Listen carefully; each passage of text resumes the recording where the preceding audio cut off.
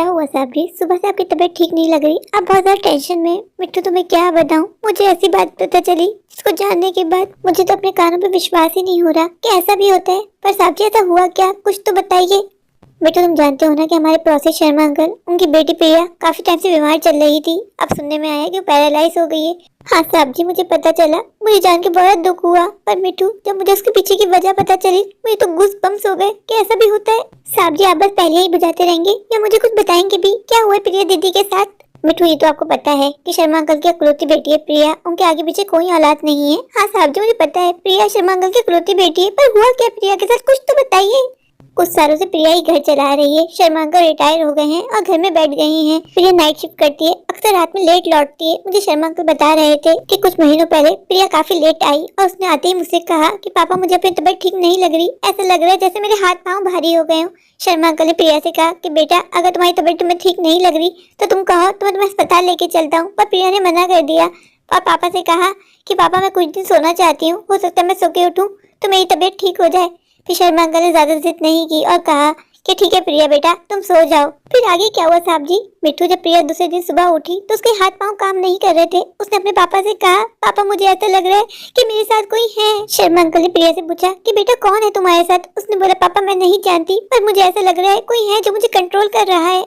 Sharma uncle को कुछ शक हुआ। उन्होंने प्रिया से पूछा कि बेटा रात में किसके साथ आई थी? तो प्रिया ने कहा पापा मुझे रात में गाड़ी नहीं मिल रही थी, मैंने बहुत कोशिश की कि मुझे ऑनलाइन कोई गाड़ी मिल जाए, फिर बहुत टाइम हो गया था, फिर मैंने पैदल चलना शुरू किया। चलते चलते बहुत दूर जाके मुझे एक ऑटो वाले अंकल मिले। रात काफी हो रही थी, सुनसान एरिया था, आसपास कोई नहीं था। मेरी कुछ समझ में नहीं आ रहा था कि मैं ऑटो वाले अंकल को रोकूं या नहीं रोकूं। फिर मैंने सोचा कि ऑटो वाले अंकल को रोक के इस ऑटो में बैठ ही जाती हूँ। साहब जी मुझे क्यूरियोसिटी हो रही है, फिर आगे क्या हुआ? मिट्टू प्रिया ने बताया कि मैं ऑटो में बैठ गई। ऑटो में बैठ जाने के बाद प्रिया को ऑटो वाले अंकल पे शक हुआ। ऑटो वाले अंकल बार बार मुड़ के प्रिया को देख रहे थे। प्रिया बहुत ज्यादा घबरा गई थी, पर वो अंकल को ये नहीं दिखाना चाहती थी कि मैं घबराई हुई हूँ। उसने गुस्सा किया अंकल पे, क्या बार बार मुझे मुड़ के क्यों देख रहे हैं? अब मुड़ के देखा ना तो अच्छा नहीं होगा, चुपचाप रिक्शा चलाइए, मुझे मेरे घर पहुंचाइए। ऑटो वाले अंकल ने कहा ठीक है बेटा क्यों परेशान हो रही है, मैं कुछ नहीं करूंगा, तुम्हें सेफली तुम्हारे घर तक पहुंचा दूंगा। प्रिया ने कहा कि अंकल फिर भी बार बार मुझे मुड़ मुड़ के देख रहे थे। मेरी कुछ समझ में नहीं आ रहा था कि मैं ऑटो छोड़ के उतर जाऊं या इंतजार करूं घर आने का। साहब जी फिर आगे क्या हुआ? प्रिया ने शर्मा अंकल को बताया कि ऑटो वाला अचानक से सुनसान गलियों में ले गया और वहाँ ले जाते ही उसने ऑटो रोक दिया। फिर साहब जी प्रिया ने क्या किया? प्रिया ने बताया कि जैसे उसने ऑटो रोका और पीछे मुड़ के देखा वो एक आम आदमी नहीं था, वो भूत था। प्रिया ने अब देखा कि वो आम इंसान नहीं बल्कि एक भूत है। प्रिया पसीने पसीने हो गई और उसको कुछ समझ में नहीं आया, उसके हाथ पाँव ने काम करना छोड़ दिया। पर प्रिया ने हिम्मत नहीं हारी, प्रिया जैसे तैसे करके घर तक पहुंच गई और जब घर आई उसकी कंडीशन बिल्कुल ठीक नहीं थी और वो जाके सो गई। जब सुबह उठी तो प्रिया ने पूरी कहानी अपने पापा शर्मा अंकल को बताई। शर्मा अंकल मुझे बता रहे थे कि उस दिन के बाद से प्रिया बीमार पड़ती गई। कभी प्रिया को अचानक से बहुत तेज बुखार हो जाता और कभी उसके सर में दर्द।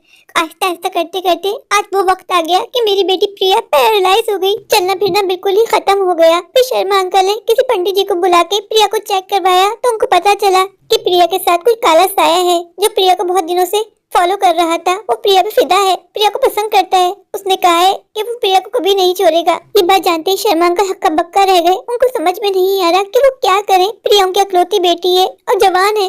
साहब जी प्रिया दीदी का क्या होगा? मिठू शर्मा अंकल की यही तो समझ में नहीं आ रहा। शर्मा अंकल ने हर पंडित जी से बात कर ली। शर्मा अंकल ने अपने शहर का कोई पंडित नहीं छोड़ा, पर कोई भी पंडित ऐसा नहीं है जो प्रिया के ऊपर काला साया उतार पाए। प्रिया के ऊपर कोई छोटा मोटा काला साया नहीं है, बल्कि काफी स्ट्रांग है। उसने सबको धमकी दे रखी है कि किसी ने उसको उतारने की कोशिश की तो वो उसको भस्म कर देगा। ये सुनते ही सारे पंडित पीछे हो जाते हैं। साहब जी प्रिया दीदी पे जो काला साया है आखिर वो प्रिया दीदी से चाहता क्या है? मिठू मैंने भी शर्मा अंकल से यही सवाल पूछा तो शर्मा अंकल ने मुझे बताया कि वो काला साया प्रिया को बहुत पसंद करता है, प्रिया से शादी करना चाहता है और प्रिया को अपनी दुनिया में बहुत दूर ले जाना चाहता है। शर्मा अंकल मुझे बता रहे थे कि कभी कभार प्रिया आउट ऑफ कंट्रोल हो जाती है, उल्टी सीधी हरकतें करती है, कभी कभार अपने आप को मारती है तो कभी कभार छत पे से अकेली मिलती है। साहब जी मुझे प्रिया दीदी की कहानी सुन के डर लग रहा है। साहब जी मैं क्या करूं? मिठू क्या हो गया? ऐसे कौन डरता है भला? शर्मा अंकल तो मुझे बताए थे कि प्रिया की कंडीशन दिन ब दिन खराब होती जा रही है, उसको तो अब जंजीरों से बांध के रखना पड़ता है। जब प्रिया अपने होश में नहीं होती तो खुद अपने आप को नुकसान पहुंचाती है। शर्मा अंकल प्रिया को लेके बहुत ज्यादा परेशान है। कोई भी ऐसा नहीं है जो प्रिया को पैसे जैसा कर सके। शर्मा अंकल कह रहे थे इस तरह तो अपनी बेटी को खो देंगे और शर्मा अंकल अपनी बेटी से बहुत ज्यादा प्यार करते हैं। साहब जी जाहिर सी बात है उनकी इकलौती बेटी है, वो अपनी बेटी से कितना प्यार करते हैं। कोई बाप अपने सामने अपनी बेटी को मरता हुआ कैसे देख सकता है? साहब जी साहब जी मुझे ये प्रिया दीदी की कहानी नहीं कोई फिल्म की स्टोरी लग रही है साहब जी। मजा भी आ रहा है और डर भी लग रहा है। मिट्टू मुझे शर्मा अंकल की चिंता हो रही है। वो बेचारे तो खुद रिटायर बैठे थे। एक प्रिया ही थी जो उनके घर का आखिरी सहारा थी। अब प्रिया ऐसी कंडीशन में शर्मा अंकल घर कैसे चलेगा। ऊपर से प्रिया पे जो काला साया है वो प्रिया को दिन ब दिन कमजोर करता जा रहा है। प्रिया कैसी थी और कैसी होके रह गई, उसकी एक ही जिद है कि प्रिया को अपनी दुनिया में लेके जाना है। साहब जी जिस तरह प्रिया दीदी की कंडीशन है, प्रिया दीदी सिर्फ एक जिंदा लाश बन के रह गई है। शर्मा अंकल को चाहिए कि प्रिया दीदी को उनके हाल पे छोड़ दें। मिट्टू ये तुम कैसी बातें कर रहे हो, प्रिया शर्मा अंकल की बेटी है। साहब जी अगर आप ठंडे दिमाग से सोचे तो मैं कुछ गलत नहीं कह रहा साहब जी। देखा जाए तो प्रिया दीदी सिर्फ जिंदा लाश बन के रह गई है। वो शर्मा अंकल किसी काम की नहीं है। शर्मा अंकल को चाहिए कि उनको उनके हाल पे छोड़ दें। अगर काला साया प्रिया दीदी को अपने साथ अपनी दुनिया में लेके जाना चाहते हैं तो ले जाने दे। बेटू मैं और तुम ऐसा बोल सकते हैं क्योंकि हम प्रिया से कोई खास ताल्लुक नहीं रखते, पर शर्मा अंकल की वो बेटी है, जान बसती है उनकी अपनी बेटी में। शर्मा अंकल बेचारे तो हर जगह हाथ पांव मार रहे हैं कि कहीं से भी कोई ऐसा मिल जाए जो उनकी बेटी को पहले जैसा कर दे।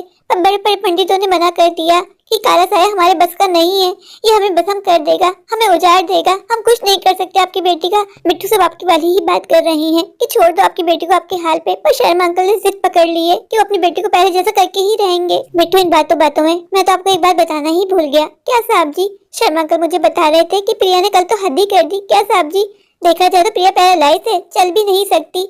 पर शर्मा अंकल बता रहे थे कल रात शर्मा अंकल की अचानक से आंख खुली। उनको ऐसा लगा छत पे कोई खटखट कर रहा है। शर्मा अंकल अचानक से उठे, उन्होंने हिम्मत की और छत पे चले गए। छत पे जाके वो क्या देखते हैं कि प्रिया अपने नेबर का 4 साल का बेटा उठा के उसको छत पे से फेंक रही थी। शर्मा अंकल ने जल्दी से जाके उसके बच्चे को पकड़ा और पूछा प्रिया से, प्रिया तुम यहाँ कैसे?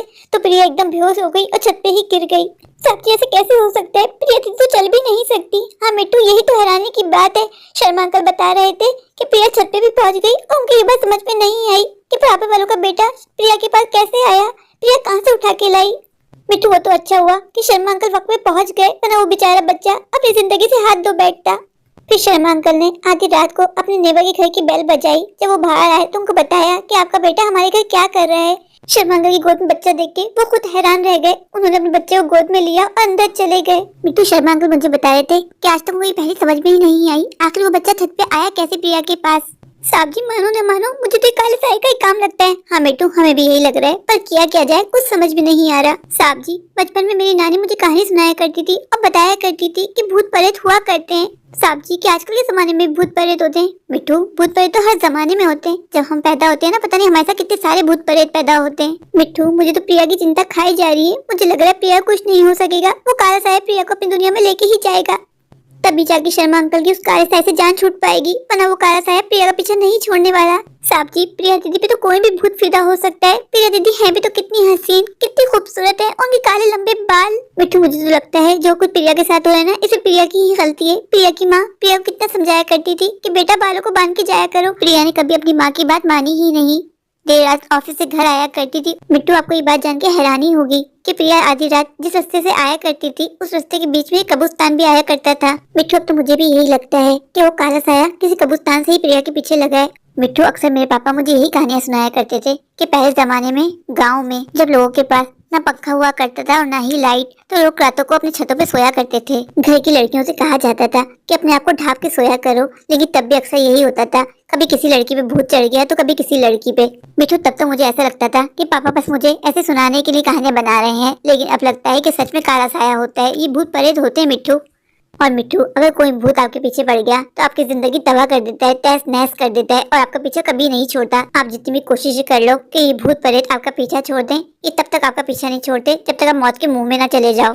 मिट्टू बहुत कम खुशकिस्मत लोग होते होंगे जिनकी जान बच जाती होगी, वरना मैंने तो यही सुना है अगर किसी के पीछे एक बार भूत या चुड़ैल लग गई तब तक वो आपका पीछा नहीं छोड़ती जब तक आप मर ना जाओ। साहब जी मुझे डर लग रहा है, सच में भूत प्रेत होते हैं? मिट्टू आप प्रिया की हालत देखने के बाद भी मुझसे ऐसा सवाल पूछ रहे हो कि भूत प्रेत होते हैं, तो मैं अभी भी विश्वास नहीं हुआ। मिट्टू तुम्हें तभी विश्वास होगा ना जब तुम्हारे सामने कोई चुड़ैल आ जाएगी। साहब जी कैसी बातें कर रहे हो? हाँ मिट्टू मैं तो अब यही सोच रहा हूँ किसी चुड़ैल को तुमसे रूबरू करवाना पड़ेगा, तभी मिट्टू तुम्हें विश्वास होगा कि सच में भूत प्रेत होते हैं। नहीं नहीं साहब जी मुझे विश्वास हो गया कि सच में भूत प्रेत होते हैं। साहब जी डराओ तो नहीं ना। साहब जी आपको क्या हो गया, आप अचानक से उदास हो गए? मिट्टू तुम्हें क्या बताऊं, मुझे अपनी बहन की याद आ गई। साहब जी कौन सी बहन? आपने इससे पहले कभी जिक्र नहीं किया कि आपकी कोई बहन भी है।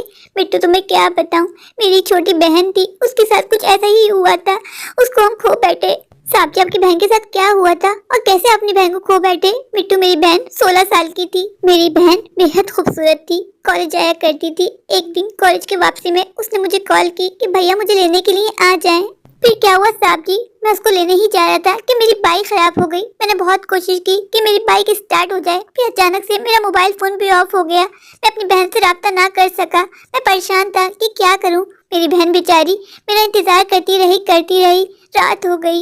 फिर मैं अपने दोस्त की गाड़ी लेके जब कॉलेज पहुंचा तो कॉलेज बंद हो चुका था। साहब जी फिर आगे क्या हुआ? मिट्टू फिर क्या होना था? मैंने हर जगह अपनी बहन को ढूंढने की कोशिश की, मेरी बहन का कुछ पता ना चला। फिर मैं थक हार के घर आ गया। फिर जब सुबह हुई मैं बहन के कॉलेज गया तो मैं क्या देखता हूँ? साहब जी क्या हुआ? मैंने देखा मेरी बहन की लाश छत पे टंगी हुई थी। किसी ने उसको मार दिया था। मिट्टू आज तक ये पहले नहीं सुलझी कि मेरी बहन के साथ आखिर हुआ क्या था उस रात। कोई कहता है कि मेरी बहन की किसी के साथ पर्सनल दुश्मनी थी, उसने बदला लिया है। कोई कहता है किसी भूत प्रेत का ये काम है। आज तक समझ में नहीं आया आखिर मेरी बहन के साथ हुआ क्या। सारा कसूर मेरा है मिट्टू। काश मैं वक्त पे पहुंच जाता तो आज मेरी बहन मेरे साथ होती। नहीं साहब जी, आप अपने आप को कसूरवार नहीं ठहराएं। ये सब कुछ डेस्टिनी में होना लिखा था, इसलिए हो गया साहब जी। नहीं मिट्टू नहीं, सारी गलती मेरी है। अगर मैं वक्त पे पहुंच जाता तो आज मेरी बहन मेरे पास होती, जिंदा होती, सलामत होती। पुलिस वालों ने हर तरह से कोशिश की जानने की कि आखिर मेरी बहन के साथ क्या हुआ था, पर आज तक ये माजरा समझ में नहीं आया। ये मामला हल नहीं हुआ कि उस रात हुआ क्या था मेरी बहन के साथ। मिट्टू जब भी कोई ऐसी भूत प्रेत की कहानी मेरी आंखों के सामने आती है, मेरी बहन का चेहरा मेरी आंखों के सामने आ जाता है और मुझसे कहती है भैया आपने अच्छा नहीं किया भैया। साहब जी ऐसा भी तो हो सकता है ना कि आपकी बहन के साथ किसी की दुश्मनी हो, उसने मौके का फायदा उठाया हो और सारा इल्जाम भूत प्रेत पे डाल दिया हो। मिट्टू मुझे नहीं पता कि मेरी बहन के साथ क्या हुआ, किसने किया। मिट्टू आप विश्वास नहीं करोगे, मैंने हर तरह से कोशिश की कि किसी भी तरह से मुझे मेरे सामने आ जाए, मैं उसको सजा दिलवाऊंगा, पर आज तक ये पहले सॉल्व नहीं हो पाई कि उस रात मेरी बहन के साथ क्या हुआ था। साहब जी प्लीज आप अपने आप को गिल्टी मत समझे, ये शायद होना था, इसमें आपका कोई दोष नहीं है। नहीं मिट्टू नहीं, इसमें सारा दोष मेरा है। अगर मैं वक्त पे पहुंच जाता तो शायद ऐसा कुछ ना होता। काश उस दिन मेरी बाइक खराब ना हुई होती। मैं भी तो पागल हूँ, बाइक में लग गया। बाइक को वहाँ खड़ा करके बहन को लेने जा सकता था ना। मेरी बहन को इस तरह देख के मेरे माँ बाप दोनों सदमे में चले गए। पापा की तो दूसरे दिन डेथ भी हो गई। माँ सदमे में चली गई, माँ पागल सी हो गई, ना माँ कुछ बोलती थी ना कुछ खाती थी। फिर मेरी बहन की मौत के गम में मेरी माँ भी कुछ सालों के बाद मुझे छोड़ के चली गई। मैं बिल्कुल अकेला पड़ गया मिट्टू। साहब जी आप उदास मत हो, मैं आपको उदास नहीं देख सकता। मेरे प्यारे प्यारे व्यूअर्स, अगर आपको मेरी आज की ये स्टोरी अच्छी लगे तो प्लीज मेरे चैनल को लाइक कीजिए, अपने दोस्तों के साथ शेयर कीजिए। हाँ, मेरे चैनल को सब्सक्राइब करना बिल्कुल मत भूलिए। तो अभी जाके मेरे चैनल को सब्सक्राइब कर दीजिए। Thank you.